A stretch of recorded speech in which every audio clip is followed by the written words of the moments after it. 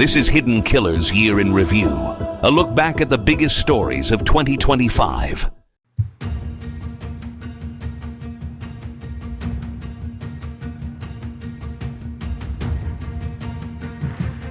Hello and welcome to our continuing coverage in the case against Bryan Kohberger. My name is Tony Bruschi. We are about to join the court feed here shortly in Moscow, Idaho, of the state versus Bryan Kohberger. We're going to be going into the hearing that is set to take place here in just a few moments. This hearing is a hearing that is going to be changing the plea. It is a change of plea hearing from not guilty to guilty in the trial of Bryan Kohberger. At least that's what we're expecting. Judge Hippler expected to rule on that today and expected to accept the plea, but there is no guarantee on that, which is important to note in a case like this, because there has been very, very strong opposition from the families in this case. At least some of the families. Steve Gonsalves speaking out very vehemently about this, saying that this is not at all what he wants, urging people to contact the judge directly and let the judge know that this is not in the wishes of the family. So we have yet to see exactly how this should all play out. Very likely the judge will accept the plea. We don't have any real reason to think that he would not, but anything is possible. This judge seems to have been a little bit more tight on things than our previous judge, John Judge. That's how you say it. From the court in Moscow. Its trial obviously has been moved to Boise for publicity reasons, to prevent or at least lower the odds of having a jury that is too influenced by the media coverage of this very high profile case that we've been now following for you for roughly 3 years. As soon as the court gets into session, we're going to go live to that so you can take a look at what is happening, and we will watch the hearing together. We are live right now, by the way, on Facebook. We are live on YouTube. We are live on X. So I do encourage you to leave your comments on the case and let us know what your thoughts are as it continues. Want to say hi to our friend Kath Collins, who's all the way over there in England right now watching. Hello and welcome. Glad to have you with us. Again, please do in the comments let us know what your thoughts are on where this case is, where it is going as of now. Here's what we can expect today in court once this gets underway. I keep glancing over here because my monitor to see where this is, our monitor that's going to be playing it back is right over here behind me, and it's not quite a perfect view. So if I keep glancing over there, I'm just watching to see when their feed begins. It is set to begin at any moment right now. We're 10 minutes past 11 o'clock, and we still don't have anything directly from the courthouse yet. In Moscow. We are watching their live feed, though, by the way, so we will bring that to you as soon as that comes in. So here are what the key pieces of what we're going to be seeing today in court, at least what we're expected to see. Kohberger is scheduled to enter the guilty plea on 4 counts of first-degree murder and 1 burglary charge under a deal that removes the death penalty. This is the big piece of the case, and it seems to be this is what they've been fighting for so very long, is to remove that death penalty. They've tried, it seems, every carrot and every stick that they could dangle out there in front of the judge, and the judge said no to pretty much everything. If you remember correctly, they attempted to argue Asperger's, that because he is on the spectrum, that for some reason there should be sympathy for that, and that somehow negates the death penalty for Bryan Kohberger. That was not accepted at all. You'll also remember Bryan Kohberger listed literally 4 other potential suspects, as he wanted to call them, 4 alternative suspects, which had all been vetted by the FBI, and all turned out to be a whole lot of nothing. We talked about the details of that just the other day. One of them was literally And I got to give Ann Taylor her credit. She went to some lengths to try and find something. It was literally one of the girls in a convenience store, and a guy that found her cute looked at her. That was one of the alternative suspects. That was the evidence that was put forward to the court saying, hey, look, could be any of these guys too. Obviously, that did not stick because none of those guys had a white Elantra. None of those guys had a documented history of stalking the house. None of those guys had DNA on a knife sheath underneath the body of one of the victims. None of those guys had a shopping list for the actual murder tools that were used in executing this plan. Only Bryan Kohberger can claim all of those checkboxes. So right up into the end, this was up until last week when it was finally rejected, he was more than willing to try and push other people into this category of guilt, ruin other lives. This is not a man who, these roughly 3 years behind bars, has changed anything. I mean, he clearly knows he did it, but he was not going to stop at destroying more people's lives by accusing them of quadruple homicide. Keep that in mind for anyone who wants to have grace on this monster. He was more than happy with watching other innocent lives be destroyed just last week because of his inability to accept responsibility until clearly there were no other options left. Life sentences without parole is what he will be looking at if the plea deal is accepted by the judge. He faces 4 consecutive life sentences, plus an additional 10 years for burglary, a mandatory life without parole outcome. Honorable Stephen Hitler, presiding judge. And it appears we're going to court right now. Let's go to the courtroom and see what happens. Judge Stephen Hitler now on the bench. Looks like we have Kohberger and his defense team. We have the prosecution.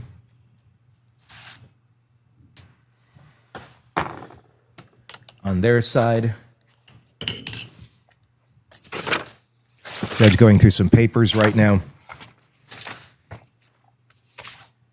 Again, in the comments, let us know your thoughts. We're going to discuss this as this continues on during and after the hearing. So please do. All right, this is CR 0124316665. Defendant is present in custody with counsel, Ms.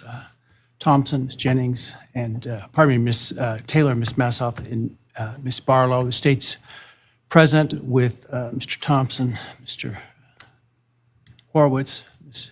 Jennings, and Mr. Nye is here as well. Am I miss anybody? I'm sorry.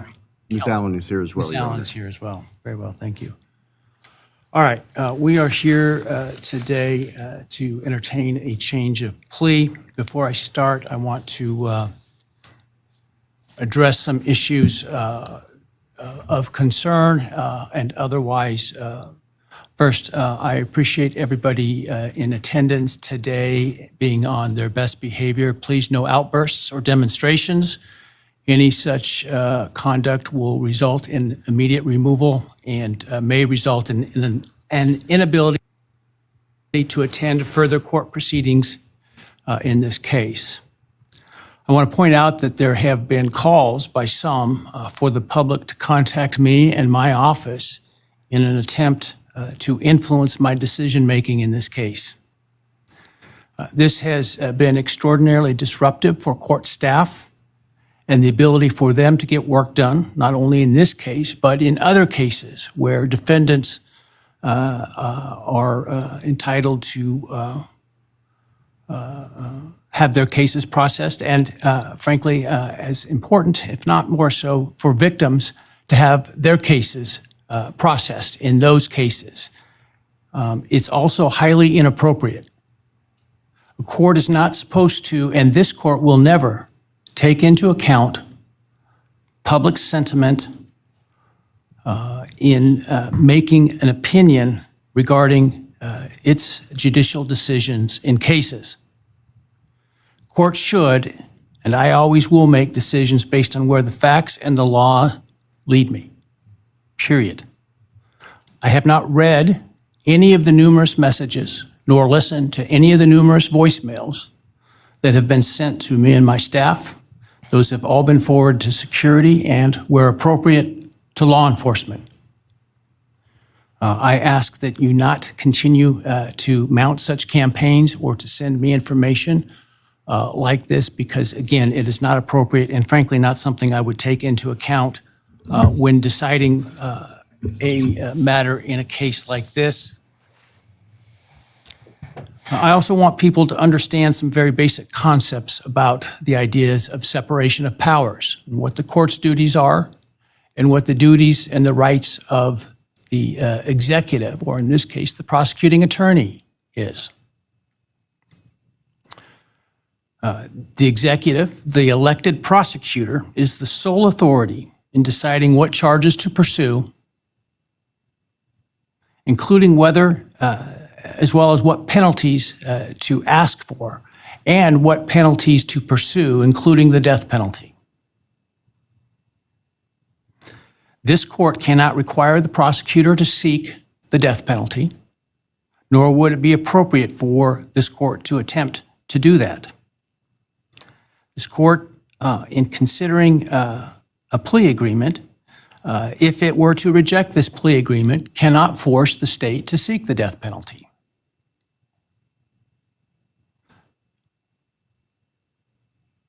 My role and power in considering a plea agreement is extremely limited. My role is to ensure that the defendant's plea is given freely, voluntarily, and intelligently.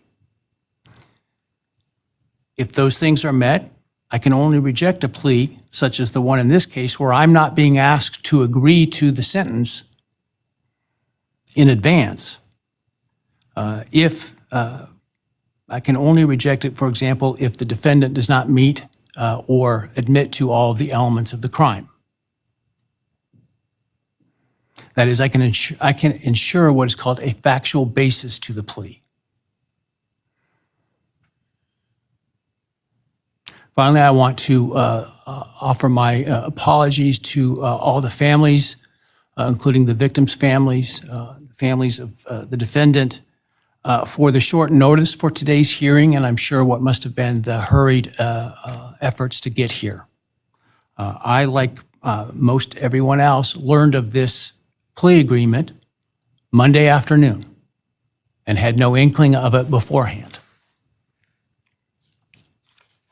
Prior to that time, I was under the belief that this case was proceeding to trial, as had been indicated, and my staff and I were busy continuing to work on preparations to have potentially 10,000 citizens of Ada County come to jury duty starting in mid-July, with the questionnaire process in mid-July. It was, once I learned of the defendant's decision to change his plea in this case, it was important that I take the plea as soon as possible because of the extraordinary administrative efforts that were otherwise attendant to the process of this, getting this trial potentially underway on time, and including the significant process of bringing, again, potentially up to 10,000 jurors to come in and fill out juror questionnaires prior to the beginning of the voir dire process. And so it was important that we, if we're going to go down this road, do so expeditiously so that we can avoid those costs and expenses associated with that. Otherwise, if it was not going to result in a plea, or if for some reason the plea were to fall through today, that we could continue diligently towards trial at the time specified.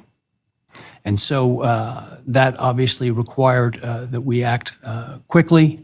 And so some folks may have not had the amount of time that we would otherwise allow for them to travel here. And so, again, I apologize for that. I want to make people aware that during the hearing, if you are to leave the courtroom for any reason, you will not be readmitted during the hearing. Also, when we finish the hearing this morning, I ask that the public and media wait in their seats until the victims' families and the defendants' families and others are escorted out of the courtroom before you start to leave. Finally, I want to acknowledge the trial court administrator and her staff, the Ada County Sheriff, and the Ada County 4th District Marshal's Service for the huge lift that they've accomplished in preparing for and orchestrating this hearing today, as well as to all the security attendant today that you see, and some of whom many of whom you don't see, with less than 48 hours notice. And so I appreciate the hard work that they've been doing. Frankly, some of them while they were on some vacation prior to the trial starting and had to call that short. And so I appreciate very much their professionalism and dedication. All right. That said, let's move to the business of today. I understand the state and the defense have reached a plea agreement in this case. For the record, I have a written plea agreement which indicates in sum the defendant will plead guilty to all 5 counts in the indictment, burglary, felony, and first-degree murder, 4 counts. The state and the defendant stipulate, that is, that the defense is not free to argue for a lesser sentence at sentencing to the following. The defendant on the burglary charge will be sentenced to 10 years fixed, and that the defendant on counts 2 through 5, the 4 counts of first-degree homicide, on each count would receive a fixed life sentence, all 5 of those counts to run consecutive to one another.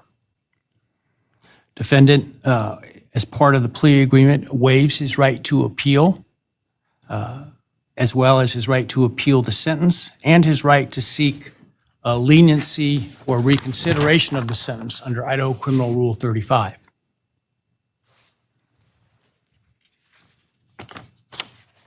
This is not a Rule 11 agreement, meaning the court is not bound by the plea agreement and could impose a different lawful sentence at sentencing. The stipulated agreement between the parties is the maximum on each count, so theoretically the only thing the court could do would be a lesser sentence at sentencing. But the defendant is not free to ask the court to do so under the plea agreement. Are there any other material terms of the plea agreement that the parties would like to make? Obviously, the plea agreement, the written plea agreement will speak for itself and be part of the court record. Not from the state, Your Honor. Thank you. No, Your Honor. Thank you. All right, very well.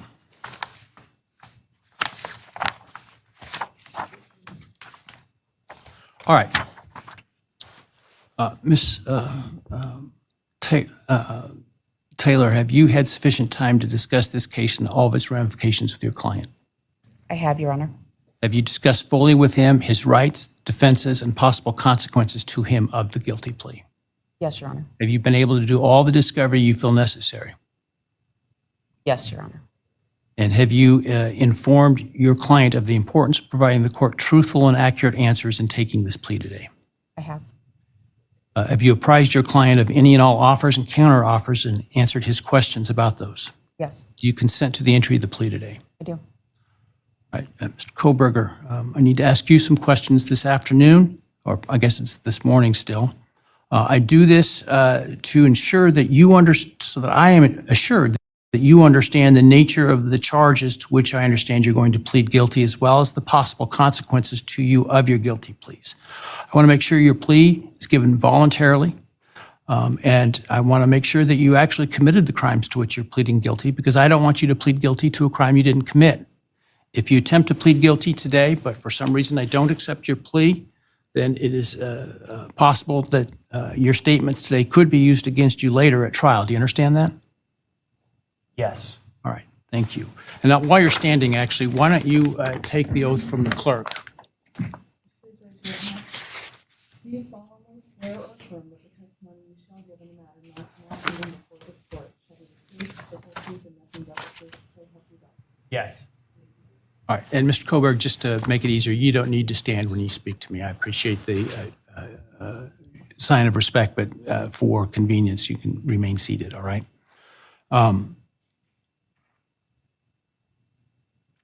Before I start asking you questions today, have you consumed, substantive questions, let me ask you, have you consumed any alcohol, drug, or other intoxicating substance that would impair your ability to understand or exercise reasonable judgment? No. You feel like you are thinking clearly today? Yes. All right, I want you to understand what the possible penalties are for each of the crimes to which I understand you're going to offer a guilty plea today. They include on count one, the burglary, a fine of up to $50,000 and a period of incarceration of up to 10 years in the state penitentiary. You may be required to pay restitution to any victims of the crime.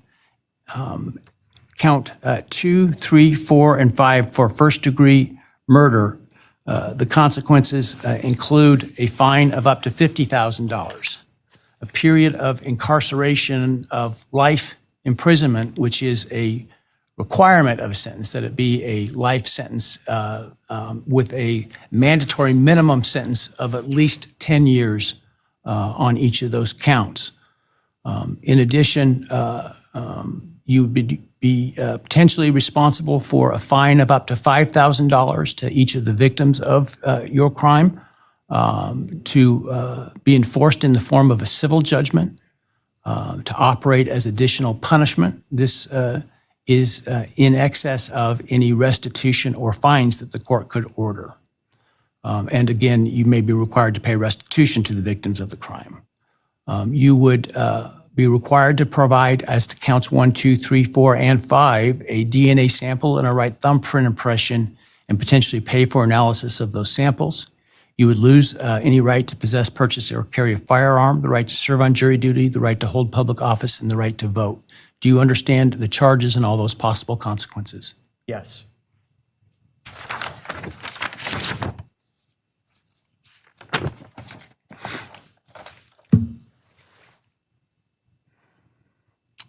You've heard the plea agreement that I talked about today. Do you agree with that plea agreement? Yes. And do you understand the nature of the charges that you've been charged with that I understand you're going to plead guilty today to? Yes.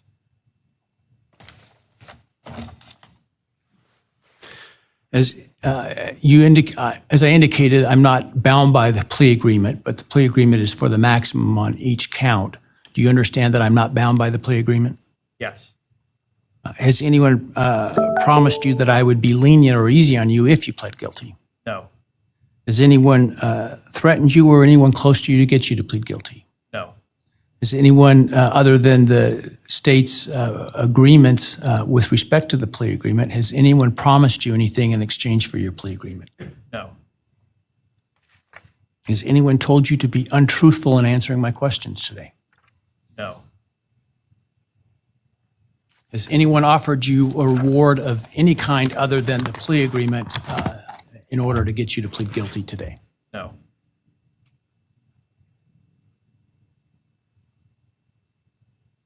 Are you pleading guilty because you are guilty?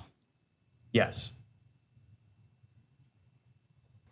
There you go. And counsel, obviously there have been a number of motions filed to suppress evidence in this case. Other than those filed, are there any other motions that you felt were available with respect to Rule 12? No, Your Honor. And Mr. Kohberger, you understand that by entering the guilty plea in this case, you would be giving up your right to appeal any decision this court made, as well as your sentence. Yes.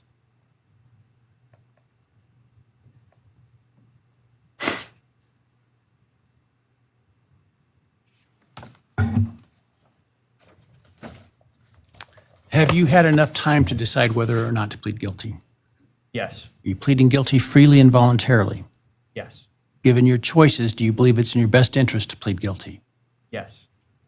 Have you discussed fully the matter of pleading guilty with your attorney, and are you satisfied with the advice you've received? Yes.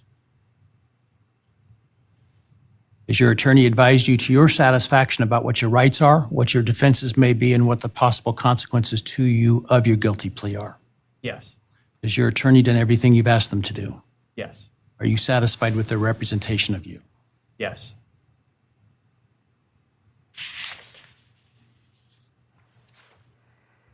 I have received a written guilty plea advisory questionnaire that is purported to be filled out by you. Did you fill that document out? Yes. Did you understand the questions that you answered in this document? Yes. And are the answers that are outlined in this document your answers? Yes. Are those answers truthful? Yes. Did you sign the document? Yes.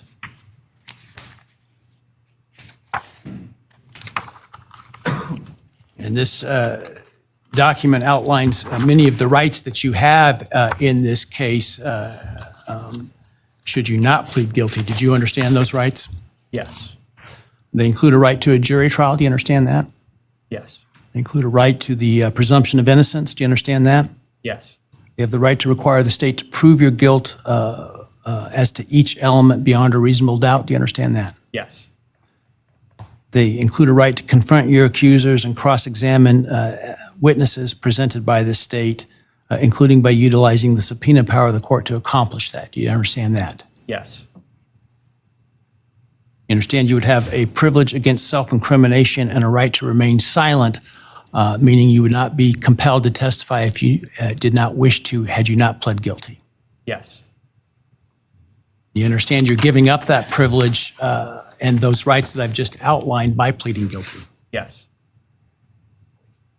All right, I want you to understand what the state would have had to have proven at trial had you, to the crimes that you're pleading guilty to, had you, if you didn't plead guilty. Let me find the document. Hang on a second here. All right.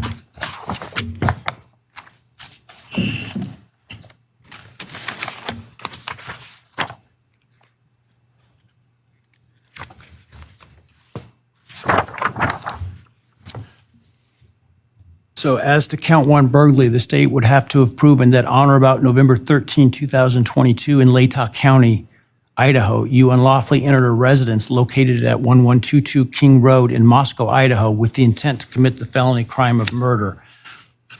As to count two,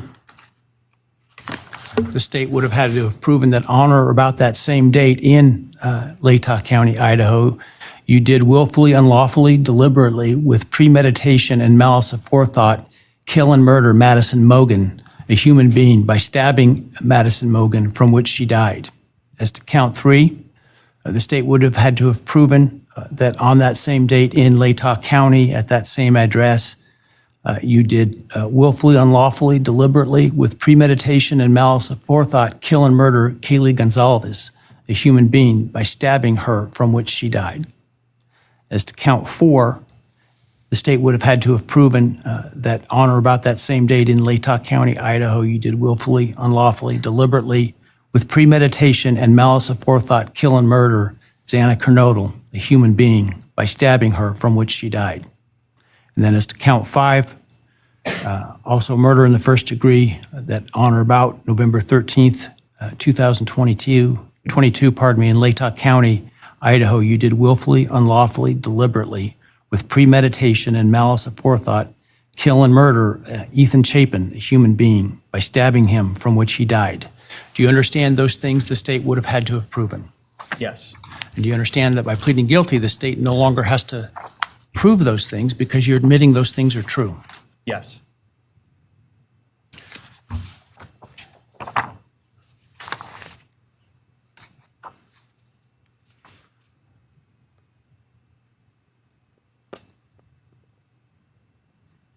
I want to also make, for the record, the defendant has provided with the guilty plea advisory form a document entitled Written Factual Basis that purports to have the defendant's signature dated 1 July 2025. Did you sign that document? Yes. And did you agree with the written factual basis that is included there? Yes.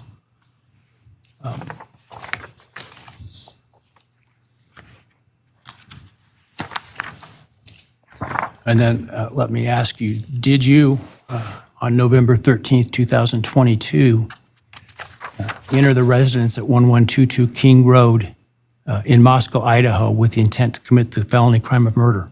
Yes. Did you, on November 13th, 2022, in Latah County, state of Idaho, kill and murder Madison Mogan, a human being? Yes. And did you do that willfully, unlawfully, deliberately, and with premeditation and malice aforethought? Yes. Did you, on or about that same date in Moscow, Idaho, kill and murder Kaylee Gonzalez, a human being? Yes. And did you do that willfully, unlawfully, deliberately, and with premeditation and malice aforethought? Yes. And did you, on that same date in Moscow, Idaho, kill and murder Xana Kernodle, a human being? Yes. And did you do that willfully, unlawfully, deliberately, with premeditation and malice aforethought? Yes. And then on or about November 13th, 2022, again in Latah County, Idaho, did you kill and murder Ethan Chapin, a human being? Yes. Did you do that willfully, unlawfully, deliberately, with premeditation and malice aforethought? Yes. I would ask the state at this time to provide its recitation of its factual basis had this case gone to trial. Thank you, Your Honor. Your Honor, the organization of the recitation is different than what I think the court and the public may be familiar with from the probable cause affidavit and other documents. The state's evidence, as an overview, would show that back in March of 2022, when the defendant was residing in his parents' residence or was residing back in Pennsylvania, his home state, he purchased online a K-bar knife and sheath with an Amazon gift card that he had purchased shortly prior to the purchase of the knife, sheath, and sharpener. Jumping ahead, the end of June of that year, the defendant, Mr. Kohberger, moved from Pennsylvania to Pullman, Washington, which is right across the state line from Moscow, Idaho, for the purpose of pursuing a PhD in criminal justice at Washington State University. The state's evidence would indicate that beginning July 9th of 2022, Mr. Kohberger's phone began connecting to a cell tower that serves the area of the 1122 King Road residence in Moscow, Idaho. Now, I will acknowledge for the court and all present that there are many residences in that area. It's a dense population of mostly college-related occupants. Between July 9th of 2022 and November 7th, the defendant's phone connected to that particular tower during late night, early morning hours, 10 p.m. to 4 a.m., on approximately 23 times. Now, I will acknowledge also we do not have evidence that the defendant had direct contact with 1122 or with residents of 1122, but we can put his phone in that area on those times. In the interim, on August 22nd of 2022, Latah County Sheriff's Deputy Darren Duke conducted a traffic stop in the early morning hour or late evening hours, about 11 p.m., on the west side of Moscow, on the Moscow-Pullman Road. This was the traffic stop of Mr. Kohberger's car, which turned out to be a 2015 white Hyundai Elantra with Pennsylvania plates. During the course of the traffic stop, Deputy Duke was able to obtain Mr. Kohberger's name, Bryan Kohberger, his phone number, and his address, which at that point was an apartment address in Pullman. We then move to the early morning hours of November 13th, 2022. The state's evidence would show that early morning hours on that day, Mr. Kohberger's phone left his Pullman residence, which is an apartment in kind of the central northwest part of Pullman. That phone was then subsequently turned off at approximately 2:54 a.m. and remained off until approximately 4:48 a.m. on Sunday, the 13th of November. The state's evidence would include at trial video surveillance of a business on the Moscow-Pullman Highway just just across the state line from Moscow that would show a vehicle matching the description of the defendant's Hyundai Elantra entering Moscow at approximately 3:02 a.m. Compiled surveillance that the investigators put together from businesses and residents then show the defendant's car, the white Elantra, as I've described, circling the 1122 King Road area, that neighborhood, starting around 3:30 or so in the morning. Comes into the immediate area of 1122 King Road, which is actually on a dead end, and then leaves several times. And approximately 4:05 that morning, the defense car had entered that area, was leaving, stopped at the intersection of King and Queen Road, did a U-turn, and the state's evidence would show that the defendant's car came back and parked behind and above the 1122 King Road residence. The state believes that its evidence would then show that the defendant entered the residence of 1122 through the kitchen sliding door on the back side of the residence, which is the side of the residence that would face the area above where the defendant's car was parked. Defendant entered the residence, went to the third floor, and with a knife, killed Madison Mogan and Kaylee Gonzalez. And with a knife, the defendant, as he left that room, for whatever reason, ended up leaving, or the sheath for a K-bar knife was left on the bed next to Madison Mogan's body. And I can jump ahead. That sheath was tested by the Idaho State Police Forensic Lab, and single-source male DNA was found on the snap of that sheath, as well as blood from both Kaylee and Madison and other trace evidence. But it's important to note single-source male DNA was on the snap of that sheath. The state's evidence would show that Xana Knodel was still awake at this time. In fact, had taken a DoorDash order not long before this started. Her room was not on the third floor. It was on the second floor on the west side. As the defendant was either coming down the stairs or leaving, he encountered Xana, and he ended up killing her, also with a large knife. Ethan Chapin, Xana's boyfriend, was asleep in their bedroom, in her bedroom, and the defendant killed him as well with a large fixed-blade knife. Each victim suffered multiple wounds. I will state for the record that there is no evidence there was any sexual component or sexual assault on any of the victims. I want to make that clear so there's no speculation. There were two other roommates in the house, and they were already asleep. During the course of this, one of those roommates awoke, looked out her door not knowing what was going on, and saw the defendant, who was dressed in black with a black balaclava on, holding some sort of container in his hand. And she saw him leave the house through the direction of the kitchen where that sliding door is that I mentioned before. At approximately 4:20 that morning, so this would have been 15 minutes or so later, defendant's car is seen on a surveillance camera for 1112 King Road, which is immediately next door to the west of 1122, leaving the area at a high rate of speed. And if the court were to see that, or anybody in this courtroom were to see that, you can see the car almost loses control as it makes the corner, heads north, and then turns to go south on Walenta, which is one of the only ways to get out of that part of town. The evidence would show that following that, the defendant in his Elantra drove south of Moscow. We know that he drove on the back roads because there are surveillance cameras on the main highways, Highway 95, that would have picked up the defendant's car if he'd gone that route. And they did not show the defendant's car on that route during the time. So we know that he went through a variety of back roads in very rural, isolated part of Latah County. About 4:48 that morning, defendant's phone comes back on. And the evidence will show that that phone was located south of Moscow, likely at a side road intersection with Highway 95.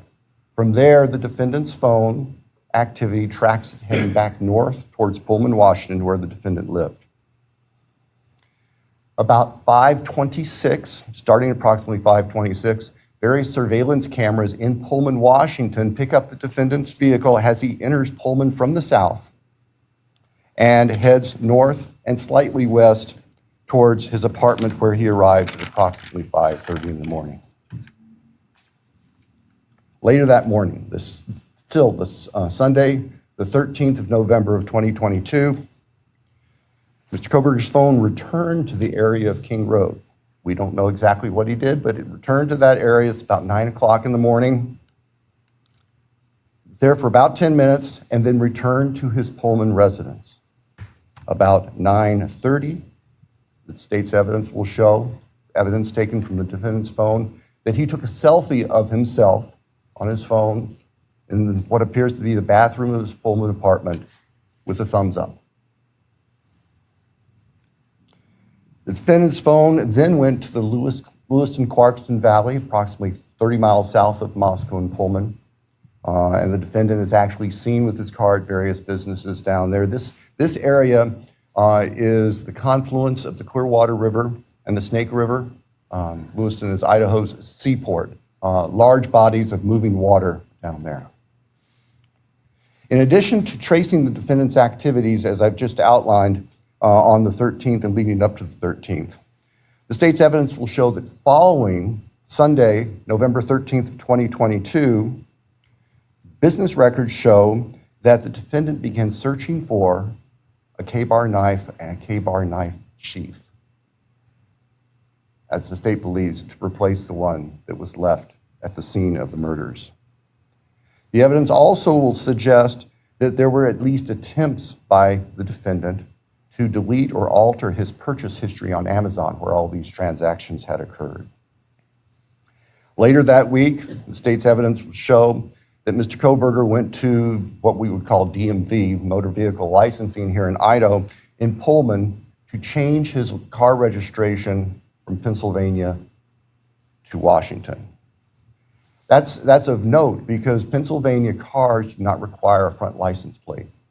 The vehicles seen on the surveillance cameras of the defendant's car showed it didn't have a front license plate on it. At the time of the traffic stop by Deputy Duke in August, it was Pennsylvania plate, no front license plate. Mr. Kohberger proceeded to finish his semester of studies at Washington State University and returned to Pennsylvania for the holidays. Law enforcement at this point were aware of Mr. Kohberger, had been accessing information about him, were trying to find him. They located him in Pennsylvania, and they conducted what's called a trash pull. During the nighttime hours, agents of the FBI, who assisted immensely with this case, working with the sanitation department back in this neighborhood in Pennsylvania, took trash that had been set out on the street for collection, sent the contents of that from the Pennsylvania residence of the defendant's parents to the Idaho State Forensic Laboratory, where the lab experts there were able to identify DNA on a Q-tip as coming from the father of the person whose DNA was found on the knife sheath that was next to Madison Logan's body in the bed. Subsequently, an arrest warrant was issued here in Idaho, and a search warrant was issued in the state of Pennsylvania with the assistance not only of the FBI, but the Pennsylvania State Police. Mr. Kohberger was arrested at his parents' home to return to Idaho. Upon his return to Idaho, a DNA sample was taken from him, and it matched the DNA found on the knife sheath next to Maddie's body at the crime scene. I can tell the court, in public, the weapon itself, the knife, has not yet been recovered. I can tell the court that the defendant's apartment in Pullman was searched, as well as his office. Spartan would be a kind characterization. There was virtually nothing there. Nothing of evidentiary value was found. And of course, we are now talking 6-8 weeks after the time of the killings. In Pennsylvania, the defendant's car was seized, and it was actually pretty much disassembled internally. And it also had been cleaned. There was a bucket of cleaner right beside it. I think we can all look to our own cars, you know, in those compartments in the doors. You can try to keep them clean where you put stuff. There's always some degree of crud in there. They were spotless. The defendant's car had been meticulously cleaned inside. And the state would present to the jury that that was part of the defendant's plan in covering up this. The defendant has studied crime. In fact, he did a detailed paper on crime scene processing when he was working on his pre-doctorate degrees, and he had that knowledge and skill. So, Your Honor, at the end, the state submits that the evidence that I've given just a quick overview of, and that to present in court would consume weeks, which the state is prepared to do and has been prepared to do, would show that as the defendant has just admitted and pleaded guilty on November 13th, 2022, excuse me, Mr. Kohberger entered the residence at 1122 King Road in Moscow, Idaho. He did that with the intent to kill. We will not represent that he intended to commit all of the murders that he did that night, but we know that that is what resulted, and that he then killed intentionally, willfully, deliberately, with premeditation, and with malice forethought, Manny Mogan, Kaylee Gonzalez, Ethan Chapin, and Santa Cruz. Thank you, Your Honor. Thank you.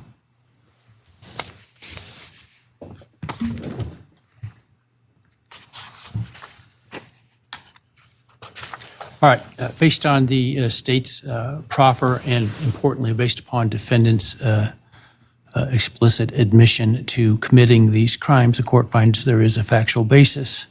Therefore, with respect to count one, burglary, felony, how do you plead, Mr. Kohberger, guilty or not guilty? Guilty. As to count two, murder in the first degree as it relates to the murder of Madison Mogan, how do you plead, guilty or not guilty? Guilty. As to count three, as it relates to murder in the first degree for the murder of Kaylee Gonzalez, how do you plead, guilty or not guilty? Guilty. As to count four, the first degree murder of Xana Kernodle, a human being, how do you plead, guilty or not guilty? Guilty. As to count five, the first degree murder of Ethan Chapin, a human being, how do you plead, guilty or not guilty? Guilty. Right. Court will find that the defendant understands the nature of the charges and each offense and the possible consequences to him of his guilty plea. Court finds that there is a factual basis for the plea and that finds the defendant believes the plea to be in his best interest. I find that the plea was given freely, voluntarily, and was intelligently made. I accept the plea. I direct that it be entered. I'll continue the matter for sentencing in this case. I think it was mentioned on the call Monday afternoon, the defense wishes to waive a pretrial investigation. Is that accurate? Yes, Your Honor. The state also? Yes, Your Honor, the state does not believe pre-sentence investigation is needed given the evidence that is available. We want to, though, make sure that all of the victims have the opportunity to make statements to the court at sentencing. Absolutely. And certainly both the state and the defense may present whatever sentencing memorandum and other documents you wish me to consider. The victims will be given an opportunity to provide the statements that they wish to at sentencing. Do we need more than one full day for sentencing? I do not believe so, Your Honor. Obviously, we have numerous victims, and we have victims who share unique perspectives on this, and we want to make sure that they all have time to express their feelings to the court. But I believe that if we can start perhaps 8:30 or so in the morning, that we should be able to complete it all in one day. Defense agree with that in terms of the time frame? Yes, Your Honor. All right. So as it happens, we have some time reserved in this case in July and August. The week of July 22nd is available. I don't know if that's too soon for the parties, or the next week, the week of August 4, is available. Any preference? Your Honor, we're prepared as soon as the court wants to schedule it. The state, I believe, would be prepared on the 22nd. Right. We've told the victims' families that we're looking at approximately those dates. All right. So Because of the plan to bring in so many jurors to fill out questionnaires, I had ordered that no other trials could take place in this courthouse the week of July 22nd. And so we will use that in terms of the sentencing date because of what I'm sure will be the significant interest of the media and the public and the logistics that will be required to make that happen. Without trials going, it'll be a lot easier to do that. So let's pick that week. Why don't we pick July 23rd with the idea that if for some reason we don't finish, we could continue into the 24th. We'll start at 9 in the morning. Does that give your team enough time, Sandra? 9 in the morning? All right. Any concerns with that date? No, Your Honor, thank you. No, sir. All right.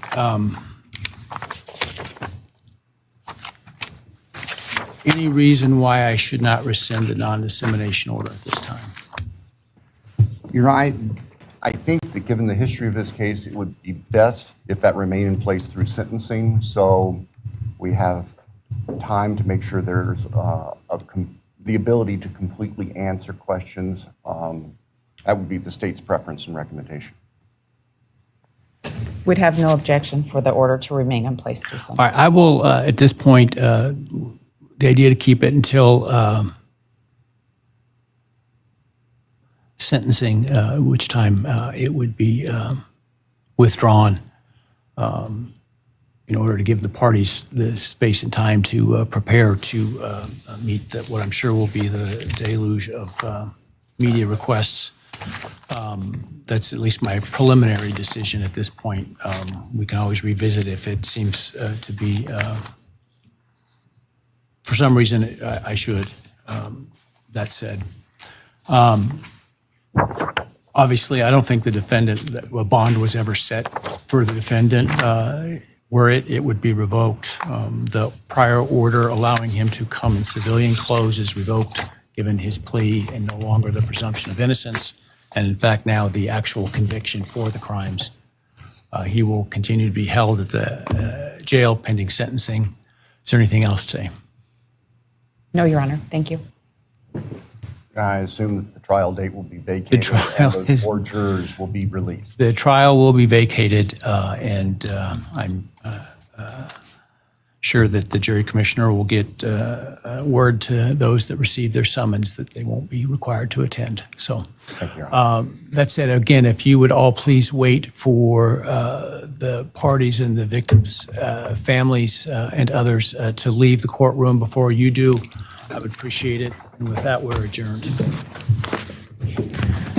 And with that, Judge Stephen Hippler there today laying out exactly for us what is going to be happening to Bryan Kohberger here in the immediate future. Essentially, Kohberger today, what we just saw, pled guilty to every single count. In his own words, they even said, "Are you sure you want to plead guilty? We don't want you pleading guilty if you didn't do these crimes." And Bryan Kohberger's, by his own admission, he did, in fact, commit these crimes. So there was no ambiguity about it.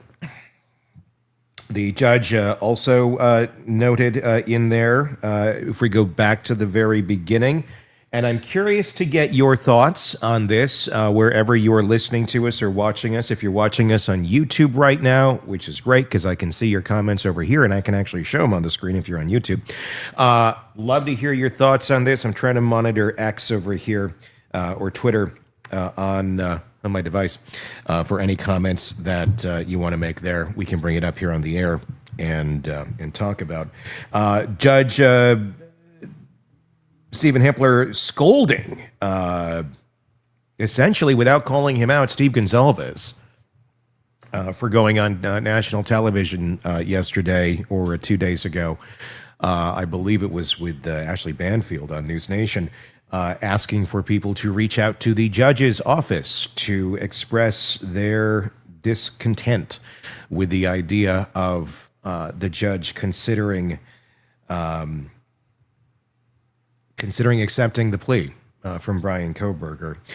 His words, and I'm trying to not just paraphrase, I have not and will not listen to those calls, those voicemails, and they are being sent, and I'm paraphrasing here, sent to law enforcement should there be a need for that.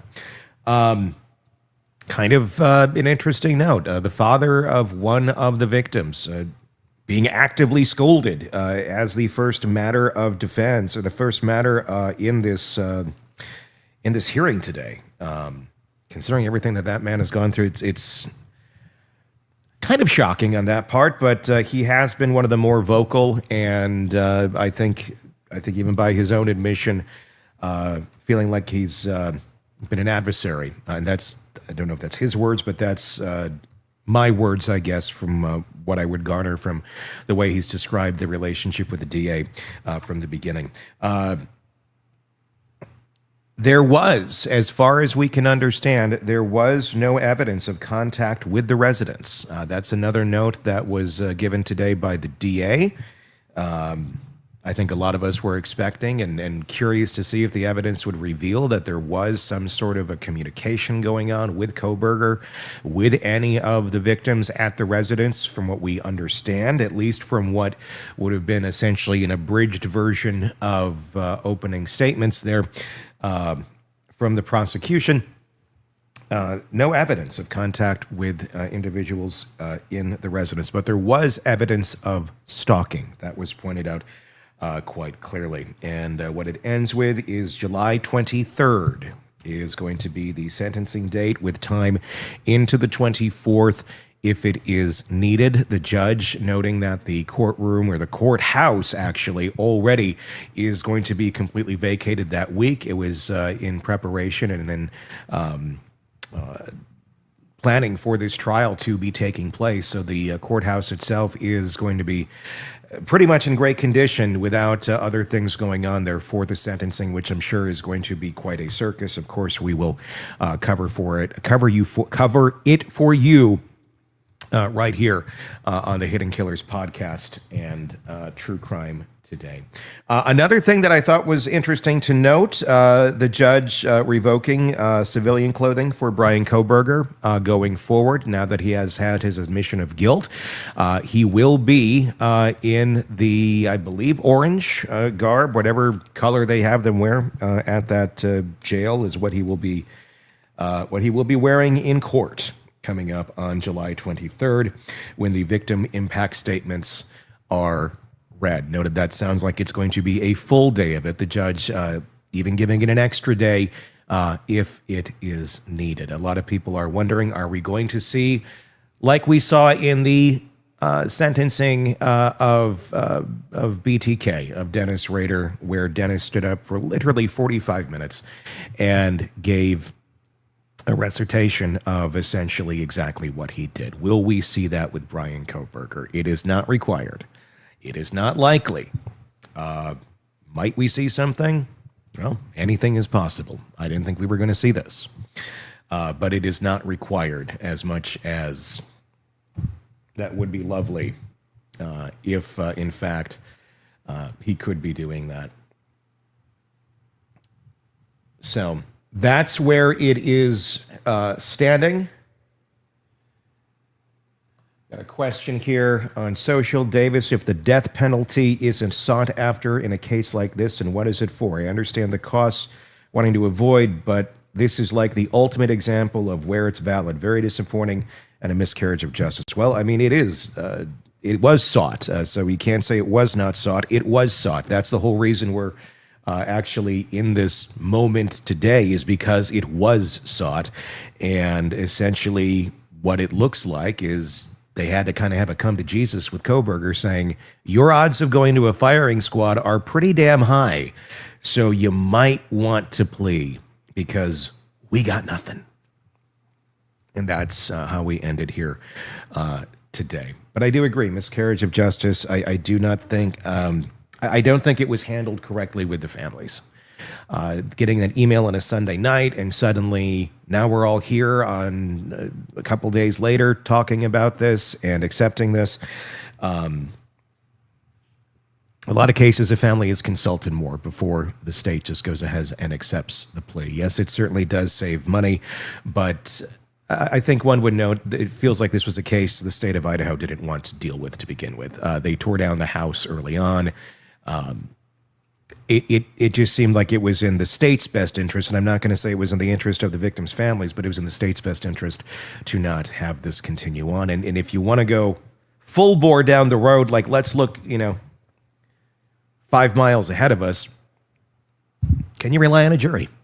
Could you rely on a jury to convict Bryan Kohberger? And I think if we're all being completely honest with ourselves and the way that we've seen a lot of other cases go today, even Diddy, some of the harsher charges there not being found guilty of, you certainly did risk the chance that Bryan Kohberger could be found not guilty or acquitted of these crimes. So what was the calculated risk here? I think the state tried to make the best choice they could for doing what they thought was right and putting him away with no chance of him ever getting out, rather than risk an acquittal, something far, far less than the rest of his natural life in prison. It could have been a reality. You could have gotten somebody on that jury that hung it or ended up with a not finding him guilty. Because, again, a lot of this case was circumstantial, very strongly circumstantial, very strong evidence, but you certainly did run that risk. So that would be something that everyone would have to consider as well. And I'm sure there's no one who considered these possibilities any greater than the families of those victims. As, Mark said there, it only takes one juror to derail the trial, which is exactly true. Thomas says juries convict innocent people all the time. I think the risk was less than 1% with this monster. I disagree with you, Thomas. I think you probably had like a good 25%. Would not be surprised. People lack critical thinking skills. You have plenty that have them, that are great, are smart, can look at things. And you have plenty who, for whatever reason, will not look at the evidence as presented, will interject their own traumas, their own beliefs, their own whatever into a case, and then base their decision based on what they have going on in their mind rather than what reality has in front of them. And I'm not referencing any specific case here, so don't take any inference of that. Do you think he will ever tell why? I do. I don't think it's going to be in court on the 23rd of July. I think what's going to happen is he's going to go and be studied, or someone's going to come him and study him. I'm going to guess it's going to be Catherine Ramsland. She had made statements yesterday on Banfield on News Nation to Brian Enton of expressing some interest there. Of being someone who would be uniquely suited to study him because she had him as a student, and told Brian as well, if you watch that interview, and we'll break it down here on our channel a little bit later, that he very much did not have a lot of red flags. Very astute, very intelligent, very passionate about the studies that he was in, and obviously passionate for all of the wrong reasons. But see, L. Anna says, I don't trust a jury. You know what? I don't either. I do not trust a jury. I do not trust in our system. Is it a better system than pretty much everyone else out there? Probably. But I don't trust it. I do not trust that system. I do not. So what do you think about his parents? I feel horrible for his parents. His parents, I'm sure, are grappling with the hell of this. I don't know if they were present in the courtroom today. I have no notes of that. I was not. It was too hard to tell. But I feel horrible for them. They are victims in this as well. They're victims of their own son. They're victims of being thrown into this nightmare due to the dark, depraved desires of a very evil man that happens to also share their DNA. And I wish them peace, and I hope they can move on with life and find some sort of happiness and try and put this behind them the best that they can. Because their name is going to follow them. Talked to Siobhan Scott just earlier, and that interview will be coming out very soon. And her reference was, I'd look at getting a different last name. And I think I would be in that boat too. I feel horrible for them. They are victims as well. They did not ask for this. This was not a family that appears in any way to have been cultivating a killer as he was growing up. This seems to be a family that had a very different type of child on their hands. They didn't know or have the tools to deal with him, I guess, more effectively. Although at the end of the day with this, how effective can you be with someone with a broken brain like Bryan Kohberger? I don't know that you can be. I think sometimes you just have bad people that are out there. I went trust to jury. There was a juror in the Diddy trial, that one juror trying to hang the entire case. And look how that got. Look how that ended today. The jury in the Diddy case. The trafficking charges, not part of it. But the Mann Act. So Diddy over there is going to get up to 20 years, likely a lot less. And the day's not even up over on that one. He might actually leave and go home today. Like walk out of the courthouse and go to his Miami home. So anything is possible. BK got presidential treatment. Co-bastard. That's nice. Co-bastard showed no emotion, which was what I expected. They need to put him in general population in prison and let the meanest criminals have at him. I hope he rots in hell. Until then, he is evil. I gotta say, I agree. If you watch the episode of Murder in the Morning from this morning on our feed, we talk about this case, and I had very choice recommendations for a broomstick. So, yes, I agree 1,000%. Gen Pop. I even put a poll on Twitter. If you're not with us on Twitter, do check it out. You can find me at Tony B Pod on Twitter or X. And the poll is actually how long. Let me pull it up here directly so I can just tell you what it is. I can tell you where it's at as well right now.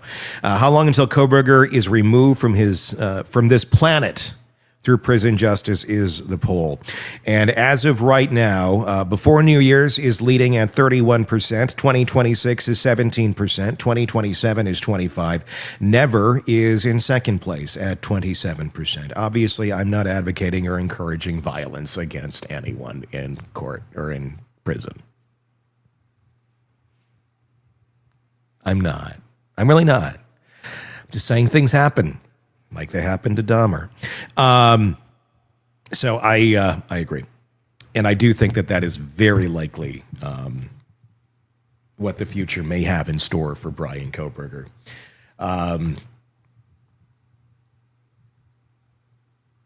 Thomas says his teacher, Catherine Ramsland, said she would want to study this POS monster.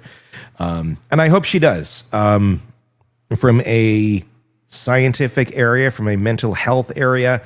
I was talking with Siobhan about this earlier. Siobhan Scott, psychotherapist and author, who has this lovely book, Nightbird, by the way. It's her own memoir going through the trauma that she's gone through in her life, which is astounding, but a very good read. We're going to drop that interview here in the next couple of days.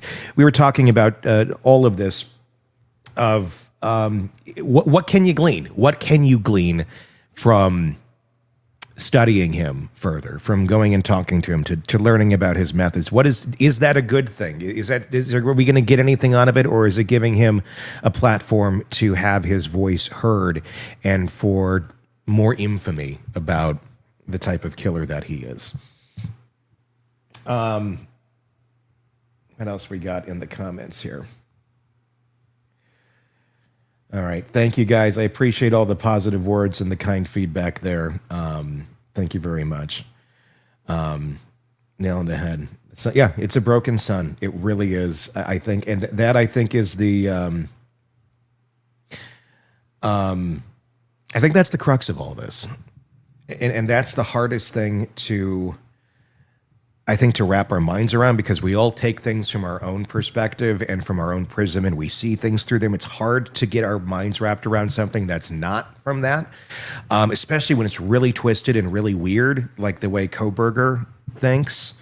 There's probably personality disorders in there. There's certainly antisocial personality disorder in there. I know they say there's some sort of Asperger's part in there.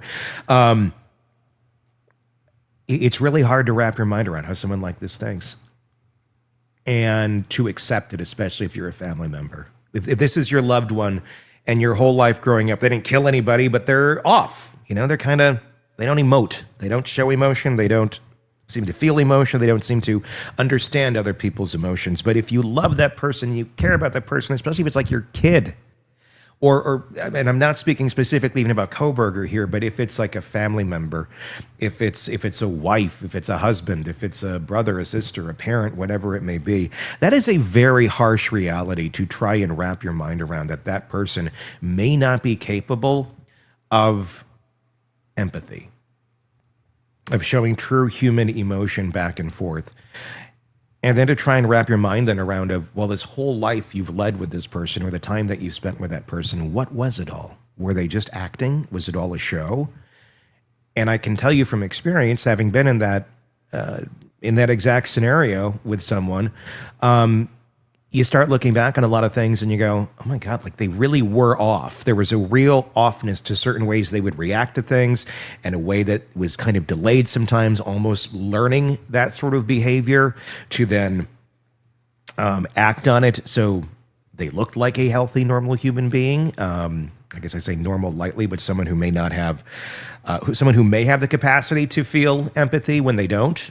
People can act, people can learn what is appropriate, but sometimes if they just don't have it, they just don't have it, and there's no teaching that.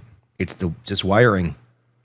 And capability is the key word that helped me understand that, is they are not capable. They are simply not capable. It's as if you were to say to a blind person, just look harder. It's right here. Just look harder at the notes and you'll find, but I'm blind, I can't, just look harder. They can't. It's not there. And that would be a really hard thing to wrap your mind around, especially if it's your kid or something of that.